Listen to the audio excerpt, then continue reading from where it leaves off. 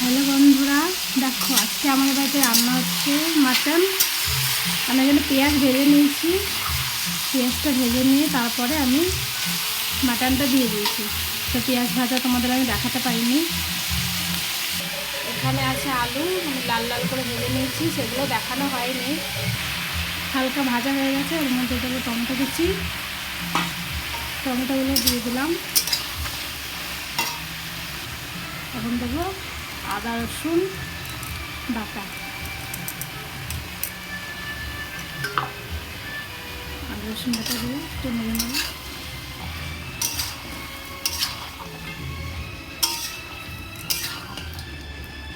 একে একে আমি গুঁড়ো মশলা সব দিয়ে দেবো।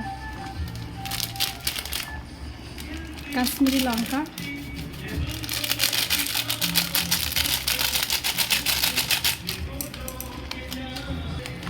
আর ঝালের জন্য লাল লঙ্কার গুঁড়ো অথবা হলুদ গুঁড়ো,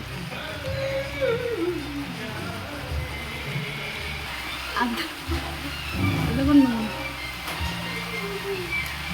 এবার সব কিছু ভালো করে কষতে হবে এবং খুব ভালো মতো কষে নিতে হবে যতক্ষণ না মশলা থেকে তেল ছাড়ে। ভালো করে কিন্তু কষতে হবে, যত ভালো কষানো হবে খেতে তত টেস্টি হবে। এখন থেকে ভালো করে কষানো হবে। ঢাকাটা খুলে একবার দেখবো, এখন নেড়ে দেবো ভালো করে।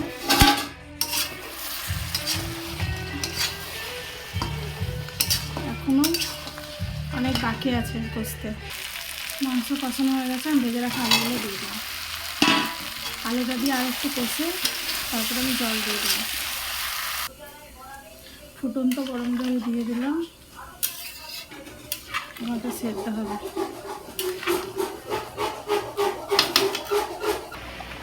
হয়ে গেছে আমার গরম গরম নরম নরম মাটনের ঝোল।